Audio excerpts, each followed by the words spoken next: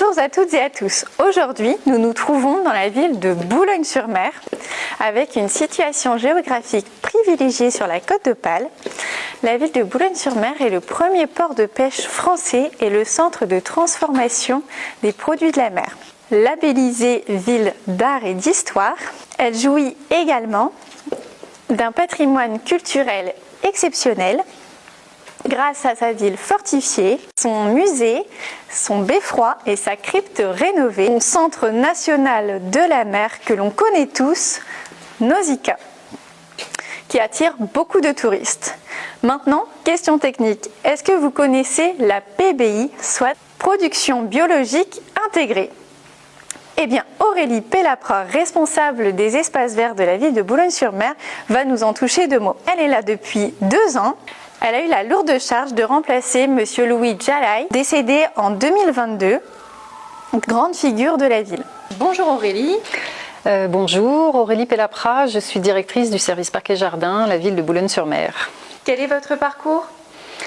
Alors, je viens du milieu technique, j'ai une formation ingénieur. J'ai commencé à travailler dans un bureau d'études d'architecte paysagiste. J'ai intégré les collectivités après 5 ans de première expérience professionnelle. Que représente la surface des espaces verts dans la ville de Boulogne-sur-Mer ? Alors, à Boulogne-sur-Mer, on a environ 70 hectares d'espaces verts. Surface qu'on est en train de repréciser. On a des espaces verts bien centralisés, mais peu de maillage au niveau des rues. Concernant vos semis et vos mises en culture, pouvez-vous nous en dire un petit peu plus du coup dans ce que vous faites dans la ville ? Alors, on fait toute notre production florale de plantes à massif. Donc, on a une production de 140 000 à peu près plantes annuelles. L'idée, effectivement, c'est vraiment d'amener la plante de la graine à la fleur. Pour autant, on achète aussi en jeune plant et on élève la plante à partir du jeune plant, pas forcément que de la graine. Mais on privilégie la graine avant tout. Donc, comment évolue un petit peu votre production ? Alors, on a fortement diminué notre production d'annuels et de bisannuels avec les années, en quantitatif tout court. On a réduit certaines surfaces de massifs. Et après, au sein des massifs, c'est vrai qu'on introduit de plus en plus de vivaces qui, pour le coup, soit restent en massif, soit sont récupérés au fur et à mesure des années et des couleurs et des thèmes qui sont donnés sur le fleurissement d'une année. Mais pour le coup, on les reprend, on les remet en pot et on les ressort l'année suivante, le cas échéant. Mais donc on réemploie beaucoup plus nos végétaux d'une année sur l'autre pour avoir un fleurissement plus pérenne et voilà, plus durable. Et on plante beaucoup plus de bulbes pérennes qu'on laisse en terre, qui ne sont pas que des bulbes dans nos massifs saisonniers. Donc là, on a planté sur ces 2 dernières années plus de 60 000 bulbes, voilà. Narcisses et autres qui restent de façon pérenne sur 5 à 10 ans en place et qui refleurissent chaque année. D'accord. Quelle méthode alternative avez-vous utilisée par rapport à l'interdiction très prochaine des produits phytosanitaires ? Alors l'interdiction, elle est déjà en place et on l'a déjà appliquée depuis quelques années maintenant. On utilise la protection biologique intégrée. Vous avez comme illustration toutes les petites plaques qu'on met là qui sont pour attraper les parasites et donc avec introduction par ailleurs d'auxiliaires pour manger les parasites, quoi. Et donc c'est un procédé qu'on a mis en œuvre dans nos serres de production, mais aussi à l'extérieur de la ville, dans certains alignements d'arbres, pour lutter contre les pucerons, les populations de pucerons. C'est un procédé qu'on a bien intégré dans nos méthodes culturales. Zéro phyto, en effet, ponctuellement, ça peut être quand vraiment on est envahi des solutions pour le coup de traitement et pas de prévention, mais on est sur des produits de biocontrôle et pas de produits chimiques autant que possible. Et donc du coup, si on parlait face à ça un petit peu de vos récompenses, qu'avez-vous eu récemment ? Alors, on a été renouvelé de notre 4e fleur, puisqu'on participe au concours label Ville et Village Fleuris. 4e fleur qu'on a depuis plusieurs années. Je ne saurais pas dire combien de temps pour le coup.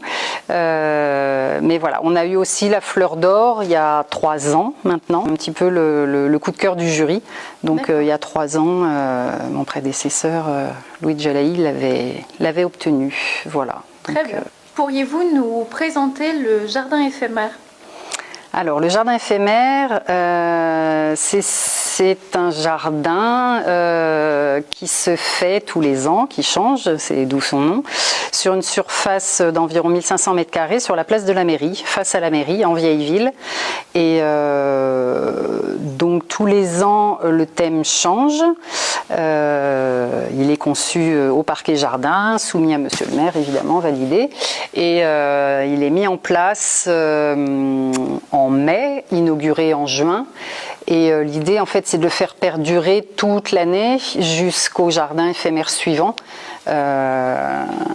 Au démarrage, il était démonté avant les fêtes de Noël et il y avait plus rien. Mais là, pour le coup, la structure du jardin est conservée et on le customise au gré des saisons. Donc là, effectivement, le jardin tel qu'il a été cet été va être démonté entre guillemets, puisqu'on va vraiment enlever que les fleurs et on va y mettre des sapins de Noël, des boules, des cadeaux. Et voilà, il restera dans sa structure, mais façon décoration de Noël. Et au printemps, pareil, on enlèvera ce qui est décoration de Noël pour mettre du fleurissement qu'on a mis en culture là dans nos serres et qu'on élève en pot pour pouvoir les remettre directement et faire cette petite transition jusqu'en mai de l'année prochaine, date à laquelle il y aura le nouveau jardin éphémère avec son nouveau thème qui est tenu secret jusqu'au dernier moment. Bon, eh bien on a hâte de découvrir tout ça et d'aller flâner un petit peu dans la ville pour découvrir le jardin façon Noël. Il fait partie effectivement des circuits habituels des visites et il attire malgré tout quand même pas mal de monde. Ça fait partie de l'attractivité touristique locale, estivale. Donc voilà, on y tient. Très chouette. Et votre équipe alors, donc, qui sont les hommes de l'ombre qui travaillent avec vous pour la beauté de la ville ? Alors le service fait 53 personnes en m'incluant dedans. Il comprend l'entretien des espaces verts et des cimetières. Je n'ai pas la gestion des terrains de sport. Et les cimetières, pour le coup, on a 17 personnes qui travaillent. Donc le reste du service est réparti sur les équipes d'entretien espaces verts. On a une équipe d'élagueurs, une équipe qui fait plus de la maçonnerie, l'équipe de production florale dont je parlais tout à l'heure, donc ils sont 4, et 2 mécaniciens pour toutes nos tondeuses. Et voilà. Donc au final, ça fait des sacrées équipes et c'est vraiment eux qui font le travail, quoi. Je suis juste le chef d'orchestre. Okay, très bien. C'est déjà pas mal. Oui, mais oui, faut. Mais bon, j'ai pas besoin de grand chose parce que c'est vraiment des gens extrêmement motivés et qui travaillent bien et qui aiment leur métier. Et ça, c'est vraiment que du bonheur. Voilà. Tant mieux. Et quels sont vos projets et objectifs du coup pour l'avenir ? Développer les espaces verts à l'échelle de la ville.